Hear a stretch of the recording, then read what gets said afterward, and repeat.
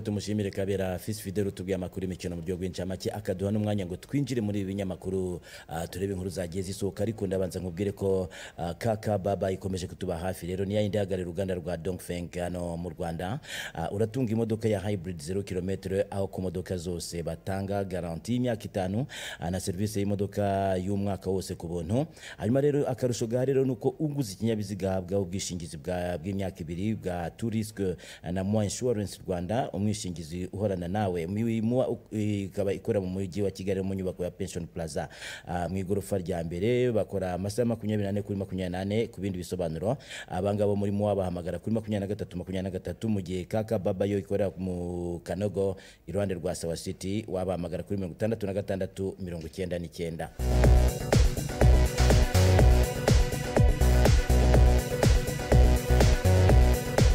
Abandi nakubwira ni Azam TV rero yamaze kubishyira ku rwego rwiza cyane rero ku mafaranga 25,000 gusa urabona decoder ndetse n'ifatabuguzi ry'ukwezi kose ukareba programme zigiye zitandukanye nk'izabana imyidagaduro filime na seri nziza amakuru sport nka NBA La Liga Bundesliga ndetse na Serie A harimo na za filime zikinye zigaragara ko zaba zivugwa mu Kinyarwanda ubwo nizazindi bita dubbed films rero zirimo nazo kabisa. Azam TV n'imyidagaduro kuri bose rero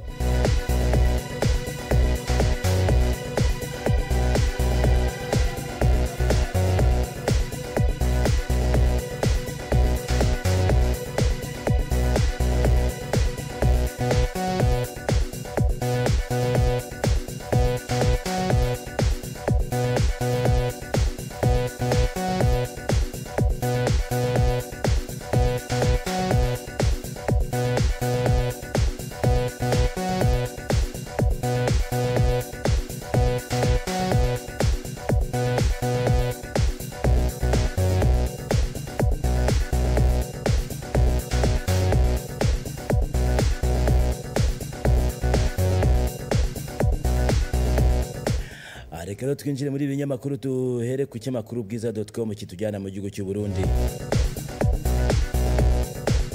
Baratwiye ko umusaraba washyizweho papa yasomeye imisarero waburi birengero anitangazo ryashyizweho umukono na Padiri Laurent Citeretse umuyobozi wa seminari nkuru yitiriwe Mutagatifu Yohani Paulo wa kabiri y'Igitega arivuga ko umusaraba wari mu mbuga y'iyo seminari wibwe n'abagizi ba nabi. Muri iryo tangazo rero Padiri Laurent avuga ko abibye umusaraba kugeza ubu bataramenyekana ndetse anasaba abakristo kugira uruhare mu gushakisha uwo musaraba mu gihe anavuga ko abawibye babubahutse ikintu gitagatifu. Uyu mupadiri rero yasabye abakristo ko bamenyeho ko hari wabagurishije umusaraba ahagurizwa ibyuma bagomba kwimenyesha padiri mukuru wa paruwasi baherereyemo. Anavuga ko abibye umusaraba bakoze icyaha gihanwa n'ingingo y'igihumbi 369 iri mu gitabo cy'amategeko ya Kiliziya. Muri iryo tangazo abakristo bamenyeshejwe ko uwibye umusaraba aba yiciriye witeka ryo kutazabona ubuzima bw'iteka. Uwo musaraba w'icyuma wibwe wari mu mbuga yaturiwemo igitambo cya misa ubwo Papa Paulo wa kabiri yasuraga igihugu cy'u Burundi mu 1990 ndetse ukaba wari wahashyizwe nk'urwibutso rw'urugendo rwe. Wajya ukemakuru bwiza.com kareba iryo tangazo rya padiri. Hagati kandi igihugu cya Ukraine cyatangaje ko cyiteguye gusubiza Pyongyang abasirikare babiri ba Korea ya Ruguru cyafashe. N'urwego rushinzwe umutekano muri Ukraine rwatangaje ko kwa gatandatu bafashe abasirikare babiri ba Korea ya Ruguru bafatiwe mu karere ka Kursk mu Burusiya kandi barimo kubazwa i Kiev ngo bagiye kubahata ibibazo. Perezida wa Ukraine Volodymyr Zelensky yatangaje ko yiteguye gusubiza abasirikare babiri ba Korea ya Ruguru bafashwe iwabo mu murwa mukuru Pyongyang nabo bagahabwa imfungwa z'intambara z'abanya Ukraine zifungiwe mu Burusiya nk'uko ikinyamakuru cya Euronews cyabitangaje. Ibitangajwe nyuma y'uko urwego rushinzwe umutekano muri Ukraine ruzwi nka SSU rutangaje kuwa gatandatu ko rwafashe abasirikare babiri baturutse muri Korea ya Ruguru bakaba baroherejwe mu karere ka Kursk mu Burusiya kurwana bari ku ruhande rw'ingabo za Vladimir Putin. Zelensky yagize ati niba Kim Jong Un ndetse yibuka abo baturage be kandi akaba ashoboye gutegura uburyo bwo kubagurana n'abarwanyi bacu bafungiye mu Burusiya twiteguye kohereza abo basirikari.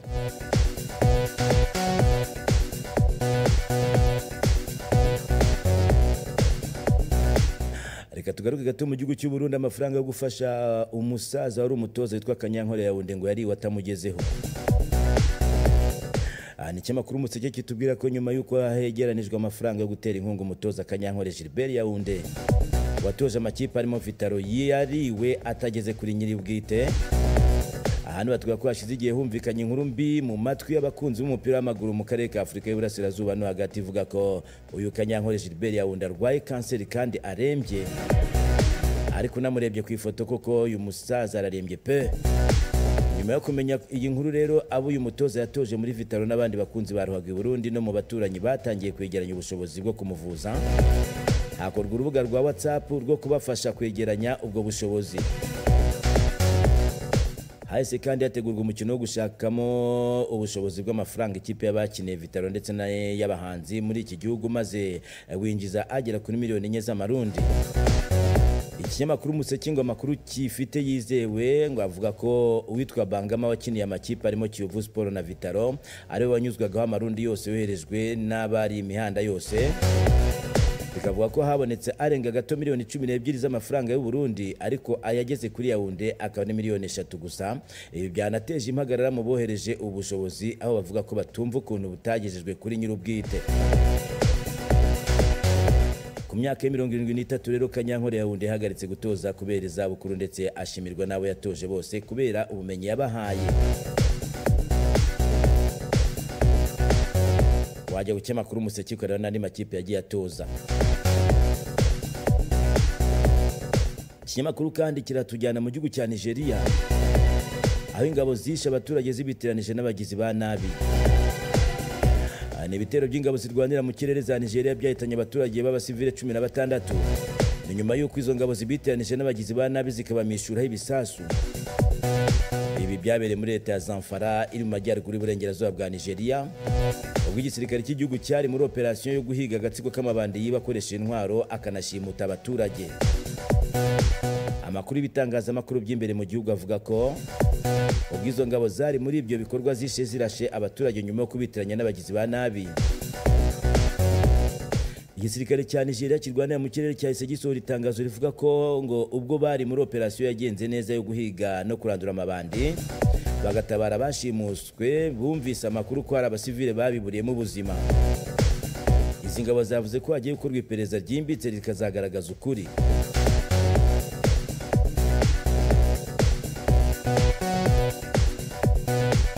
Tukiri mu gihugu cya Nigeria nta mutinganyi wemerewe kuba umusirikare muri icyo gihugu. Leta ya Nigeria yashyizeho amabwiriza mashya abuza abasirikare bayo kwijandika mu bikorwa birimo ubutinganyi, gusambanya inyamaswa, kwambara imyenda itajyanye n'igitsina gabo, igitsina cyabo ngo ni cross dressing, bakoresha gusanga abagabo bambaye amajipo ndetse n'ibindi byitwa ko binyuranije n'amahame y'imyitwarire ya gisirikare. Ibi byashyizwe mu ngingo ya 26 y'amategeko mashya agenga imyitwarire n'amasezerano y'abasirikari. Yashyizwe umukono na Perezida Bola Tinubu ku itariki ya 16 z'ukwezi gushize. Iyi nyandiko y'amabwiriza igaragaza ko umusirikari agomba kwirinda ibikorwa byose by'ubutinganyi, ubusambanyi n'inyamaswa ndetse no kwinjira cyangwa gushyigikira ibikorwa by'abibumbiye mu matsinda y'abatinganyi harimo n'imyambarire idahuye n'igitsina.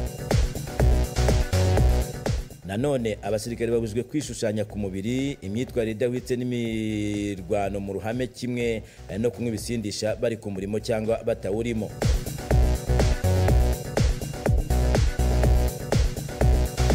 Ni inkuru abona ku kinyamakuru bwiza.com.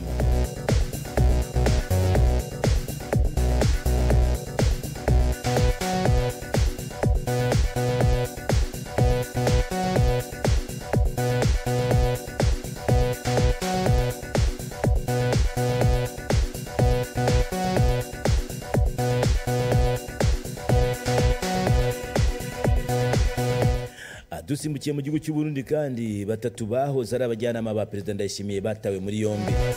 N'abantu batatu bahoze ari abajyanama ba Perezida Evariste Ndayishimiye w'u Burundi barafunzwe nyuma y'aho tariki ya 9 Mutarama 2025 begujwe bazira guhemukira umukuru w'igihugu.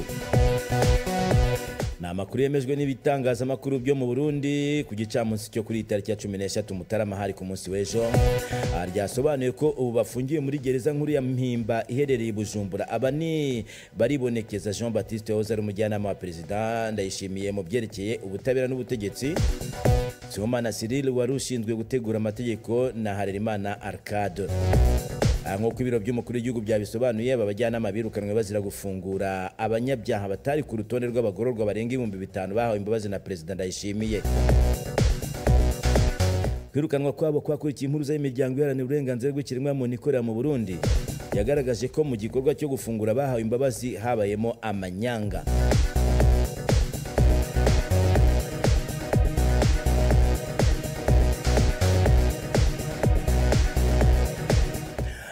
Dusimbukire gato mu gihugu cya Uganda tunyuze ku cyamakuru igihe.com. Hano baratubwira ko Perezida Museveni yagaragaje ibiribwa adashobora gukoza mu kanwa ke. Perezida wa Uganda Yoweri Kaguta Museveni yagaragaje ko hari ibiribwa biboneka ku bwinshi mu gihugu ayoboye nk'amagi, inkoko ndetse n'ingurube adashobora kurya. Ubutumwa bwa Perezida Museveni bwashyizwe ku rukuta rwa X rwa Presidansi ya Uganda kuri tariki ya 13 Mutarama bugaragaza ko Perezida Museveni atarya ibiribwa birimo amagi n'inkoko. Agira ati n'abarya imigati n'umuceri batuma dutumiza hanze bimwe mu biribwa. Sindya inkoko, ingurube, amagi n'ibindi kuko ndi wo mu bice bikunze kurangwa n'umukenke, ariko ibyo birahari ku bwinshi. Akomeza agira ati niyo mpamvu serivisi za resitora n'amahoteli muri Uganda zanywanye n'urwego rw'ubuhinzi rwacu usibye ibiribwa nk'umuceri n'ingano. Ibiribwa bigaragara muri Uganda bifitanye isano n'ibiri mu karere ka Afurika y'Uburasirazuba nk'ibigori, ibitoki, imyumbati, ibijumba n'ibindi. Umuceri uribwa muri Uganda urimo utumizwa hanze, ndetse nko muri 2023 hatumijwe ufite agaciro ka miliyoni 126 z'amadolari y'Amerika mu bihugu birimo Tanzania, Pakistan ndetse n'Ubuhinde.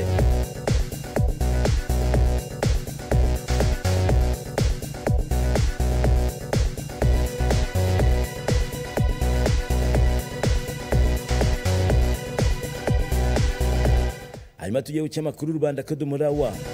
Kiratubwira ko muri Tanzania impanga zatowe muri yombi zizira kwica nyina. Hari impanga imwe witwa Danford Steven Safe hamwe na Daniel Steven Safe bafite imyaka 24 bafatanije kwica nyina bamukekaho amarozi. Ni impanga zituye mu ntara ya Mutwara mu karere ka Masasi zatowe muri yombi na polisi rero kuri uyu wa mbere ku munsi w'ejo. Polisi batangaje ko izo mpanga zishe umubyeyi wabo tariki ya 15 Ukuboza 2024. Iryo tangazo rya polisi rivuga ko izo mpanga zishe nyina witwa Matthew Mayaya zimukubise isuka n'umuhini mu gahanga. Yaje kugira ibikomere nabyo byamuviremo kwitaba Imana. Mu iperereza ryerekanye ko izi mpanga zishe umubyeyi wazo zimuzitsa ko ngo yaba ari umurozi.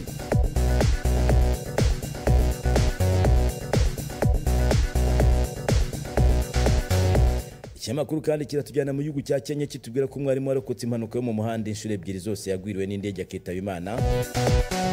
Umwarimu kazi witwa Naomi Kristaka wari umuyobozi w'ikigo wungirije ku kigo cy'amashuri ahitwa Malindi mu ntara ya Kilifi.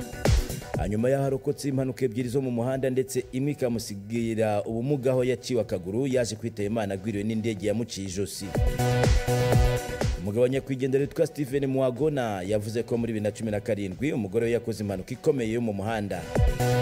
Byamuviremo gucibwa ukuguru, ndetse ngo tariki ya 7 Mutarama 2025 nabwo yarokotse indi mpanuka ubwo yaramuhetse kuri moto amutwaye ku ishuri bakora impanuka ariko barakomereka byoroheje. Nyakwigendera rero tariki ya 10 Mutarama n'ejo bundi nibwo yakoze impanuka y'indege yari mu rugendo rusanzwe rw'amahugurwa. Ikavuga ko indege yahuye n'ikibazo cya tekinike ikayihatira kugwa ku muhanda wa Malindi Mombasa. Ihitana uyu mwarimu wari uhetswe kuri moto, ndetse n'umumotari nawe wari umuhetse, bose bahasize ubuzima. N'undi mugenzi wigenderaga n'amaguru nawe yaje kuhasiga ubuzima.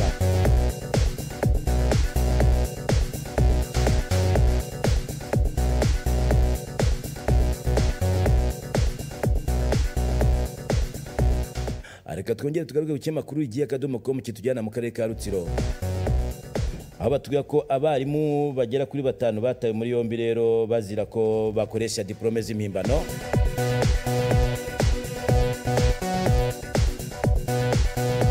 Urwego rw'ubugenzacyaha RIB rwatangaje ko rwataye muri yombi abarimu 5 bigisha mu bigo by'amashuri bitandukanye byo mu karere ka Rutsiro.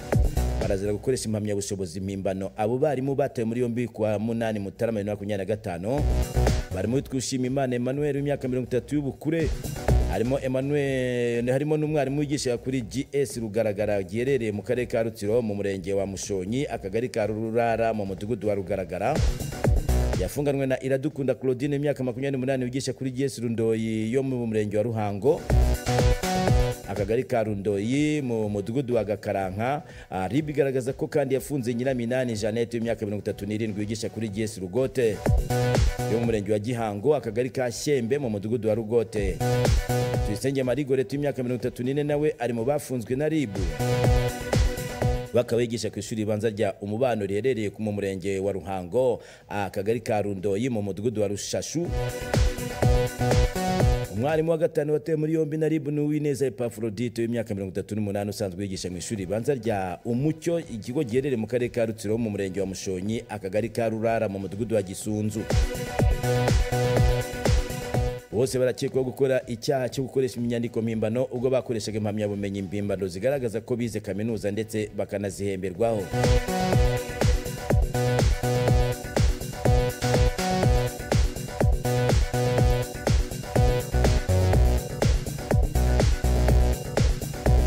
Tugiye gucya makuru Museke nacyo kiratujyana mu karere ka Rutsiro.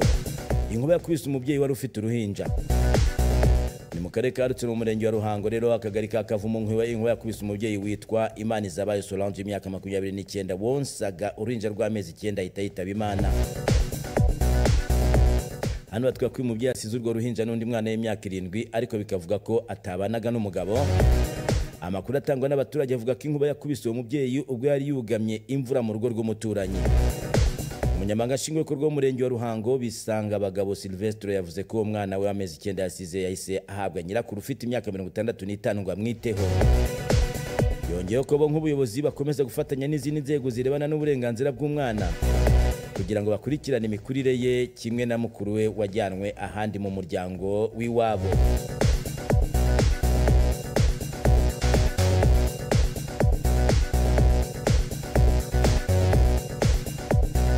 Aya ni amakuru abasohotse mu bitangazamakuru bitandukanye rero.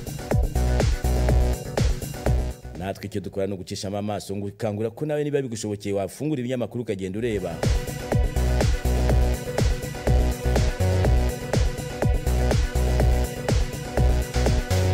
Hanyuma tugiye gucya makuru Imvaho Nshya.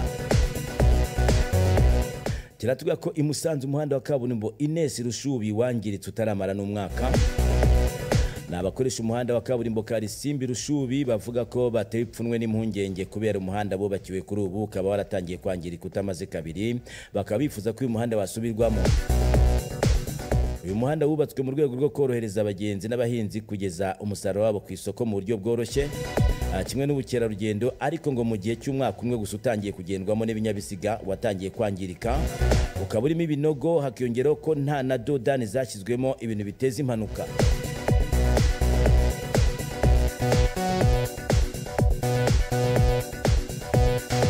Mwe maturage aragira ati umuhanda hashize umwaka umwe bawubatse dutangira kuwukoresha ariko wahise utangira kumenagurika, ibintu twe dusanga barawuhangitse, none wigeze ubona kaburimbo inyurwamo imodoka igihe cy'amezi 3 ikaba itangiye gusatagurika.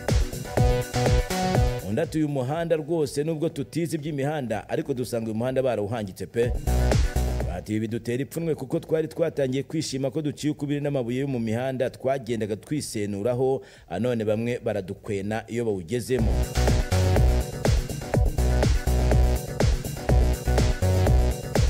Ubuyobozi bw'akarere ka Musanze nabwo bushimangira ko koko hari aho bigaragara ko watangiye kwangirika, ariko ngo imirimo yo kubaka igikomeza nk'uko umuyobozi w'akarere wungirije ushinzwe iterambere ry'ubukungu wa Nyirigira Clarisse yabibwiye umunyamakuru w'ikinyamakuru Imvaho Nshya.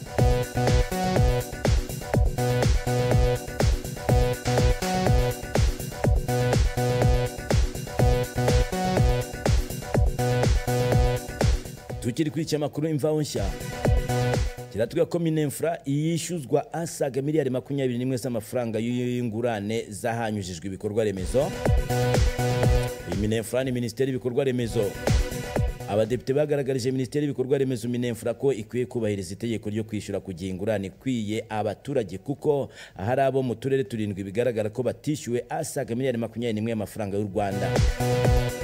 Byagarutsweho kuri uyu wa mbere rero ubwo abadepite bagize komisiyo y'imiyoborere uburinganire n'ubwuzuzanye bw'abagabo n'abagore bajyanaga ibiganiro na Minefra n'ibigo bishamikiyeho basesengura raporo y'ibikorwa by'urwego rw'umuvunyi by'umwaka wa 2023-2024 na gahunda y'ibikorwa by'umwaka wa 2024-2025. Depite Mvano Nsabimana Etienne yavuze ko bigaragara ko abaturage bamaze igihe batishyuwe ari benshi kuko muri rusange abatarishyurwa bafitiwe miliyari zisaga 21 z'amafaranga y'u Rwanda bishyuza Minefra n'ibigo bishamikiyeho.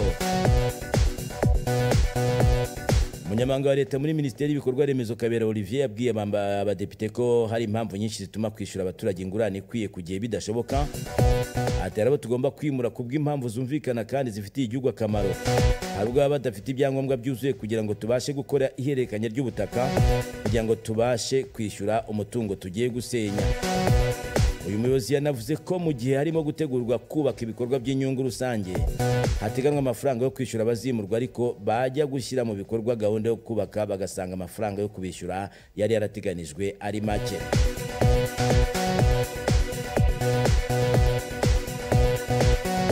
Wajya ku cyamakuru Imvaho Nshya ukareba n'ibindi byavuzwe. Hagataho kandi cyamakuru kiratuvuga ko Ikarongi umugabo washaka gukubita ifuni umugore we yatawe muri yombi. Umugabo washatse gukubita ifuni umugore yatawe muri yombi kuwa 12 Mutarama niko yabitubwira rero saa 2 z'ijoro. Witwa Ntihabose Werarisi w'imyaka 66 y'amavuko yatawe muri yombi n'inzego z'umutekano akekwaho gushaka kwica umugore bashakanye witwa Mukansanga Matilda w'imyaka 58 amukubise ifuni mu mutwe. Uwo mugabo yafashwe kubera ko yagerageje gukubita ifuni umugore we ariko abana babo baburizamo icyo gikorwa cyafashwe nk'icy'ubunyamaswa. Cyane ko ngo ubuyobozi busanzwe bubashishikariza kwirinda amakimbirane ndetse no kuyagaragaza mu gihe hagati mu ngo harimo kutumvikana. Hano bavuga ko atari ubwa mbere ashatse kwica umugore we kuko hari n'ikindi gihe yashatse kumwica nabwo abana bakaburizamo uwo mugambi gusa ngo nyuma y'imiryango yabo ikabunga bakongera gusubirana nk'uko byemezwa n'abaturanyi babo. Mu magambo ya Ntihabose ngo yahoraga yigamba ko uwo yarafunze ngo ubwo yarafunzwe nyine umugore yasanze yarakoresheje umutungo w'urugo nabi bikaba mu bituma ngo ahora ashaka kumwica.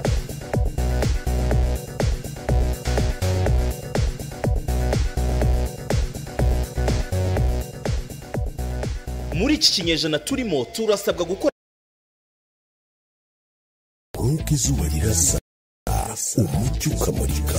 Ibintu bifise jewe ntabwo nzi ko ari iby'u Rwanda. Abashumba bahagize gutya bagirana ikibazo n'abakarani. Ku raundi ya mbere abakarani bakubita abashumba.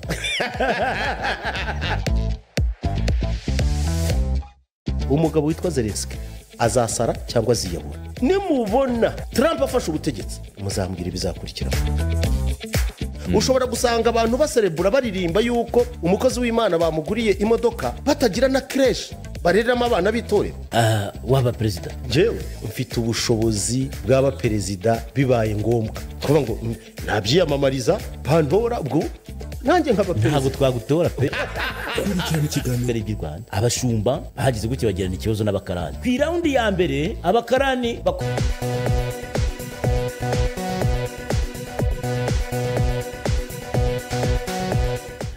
n'amakuru yasohotse mu bitangazamakuru bitandukanye. Rero nizera ko unadukurikiye kuri YouTube kuri TV1 Rwanda. Rero anakubwira ko Rusizi w'abaturage bavuga ko abambura mu mayira yitwaje icyuma yafashwe. Yitwa Gatete Jean de Dieu imyaka 43 bahimba gatera. Abaturage bari bamaze igihe bavuga ko uretse kwiba ahanyuranye nko mu ruganda rw'icyayi rwa Shagasha mu bigo by'amashuri byo mu murenge wa Giheke yanateraga abantu yitwaje icyuma akabambura. Rero ngo yaje gutabwa muri yombi.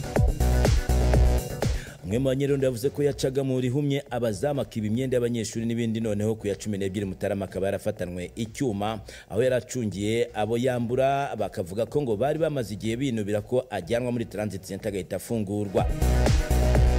Yavuze ko gufatwa kwe kwaturutse ku makuru yatanzwe n'abamubonye yihishe mu cyayi hafi y'umuhanda wa kaburimbo ahitwa mu Mabanda umudugudu wa Gahurubuka akagari ka Kigenge umurenge wa Giheke mu karere ka Rusizi mu ijoro rishyira tariki ya 12 Mutarama anafite icyuma ategereje kwambura batambukaga bahamagara irondo bariha amakuru.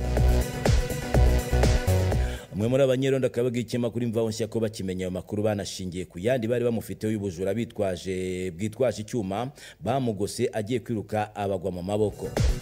Ati tukimufata twamujyanye ku murenge ageze haruguru araducika, dukomeza kumushakisha turongera turamufata tumujyanayo tugitegereje ko inzego z'umutekano ziyagera tukazimubashyikiriza, cyane cyane ko ari ubwa kenshi tumufata akanashaka kuturwanya akajyanwa muri transit center akagaruka, twibwira ko yahindutse akazana ahubwo ubukana buruta uko yagiye.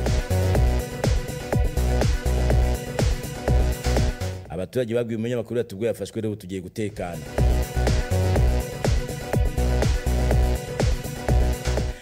Tugiri kunyamakuru Imvaho Nshya kiratujyana mu bitaro bya Ruhengeri aho batubwira ko ubwinshi bw'abarwayi muri ibyo bitaro ngo butuma basangira ibitanda. Babagana ibitaro bikuru bya Ruhengeri mu karere ka Musanze rero batewe inkeke n'uburyo abarwayi basigaye bararana kubera ubuke bw'ibitanda budahuye n'ubwiyongere bw'abarwayi bahabwa ibitaro. Abarwaza n'abandi bifuriza muri ibyo bitaro byo ku rwego rw'intara barasaba ubuyobozi gukemura icyo kibazo babona gishobora kuvamo kwanduzanya izindi ndwara zikomeye. Umwe mu barwaza ukomoka mu karere ka Nyabihu nyine yabwiye umunyamakuru ko ibitanda ngo hari ubwo usanga abarwayi babiri babiryamyeho ku gitanda kimwe, akavuga ko ibyo bibatera impungenge. Ati ngiye maze hano amezi agera kuri 2 mparwarije umwana, ariko hari ubwo rwose abarwayi baba benshi bakabura uko babigenza, muganga akamuzana mu gihe umuntu yakwita ko ari ubufasha bwihutirwa ukabona arahagumye. Ati ibintu rero tubibonamo ikibazo gikomeye cyane kuko abarwaza nabo ubwabo ntabwo babona uko bita ku barwayi babo mu buryo bwisanzuye. Dr. Muhire Philibert umuyobozi mukuru w'ibitaro bya Ruhengeri nawe ashimangira ko abarwayi bashobora kuryama ku gitanda kimwe ari 2 cyangwa 3 ashingiye ku mubare muke w'ibitanda bafite. Ati namwe murabizi ibitaro bituriye umuhanda munini Kigali Musanze Rubavu, abo bose nk'iyo bakomeretse bazanwa muri ibi bitaro ntibyabuze ubucucike. Gusa yavuze ko bafite icyizere cy'uko icyo kibazo kizakemuka mu minsi iri imbere kubera umushinga bafite wo kuvugurura ibyo bitaro.